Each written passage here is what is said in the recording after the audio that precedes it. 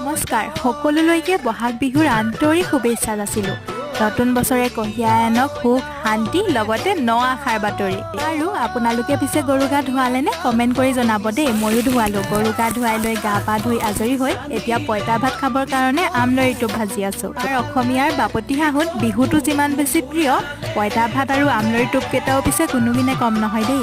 আজিৰ দিনটোৰ পৰাই প্ৰথম কেইটা পঁইতা ভাত খাই বছৰটোলৈ আৰম্ভণি কৰা হয়। তাৰ পিছে আমলৰি টোপ পাবলৈ নায়েই, হ'লেও ঘৰৰে আমজোপাত চাওকচোন কিমান কেইটা আমলৰি টোপ পালোঁ। বাৰু আমলৰি টোপ কাৰ কাৰ প্ৰিয় জনাব দেই। বিহুৰ কাপোৰ কানি ধোৱা, ঘৰ দুৱাৰ মোচা, পিঠা পনা বনোৱা এই সকলোবিলাক কাম কৰি আজৰি হৈ পঁইতা ভাতকেইটা খোৱাৰ মজাই বেলেগ নহয়নে বাৰু? পিছে চেনাইলৈ বুলি ৰখা বিহুৱানখন আৰু চেনেহীলৈ বুলি পাহাৰ বগাই বগাই কপৌ ফুল আনি দিলে নাই আপোনালোকে? এটিলৈ পিছে ময়ো আহিলোঁ দেই। আবেলিলৈ আকৌ 100 এবিধ শাকো বুটলিবলৈ আছে নহয়।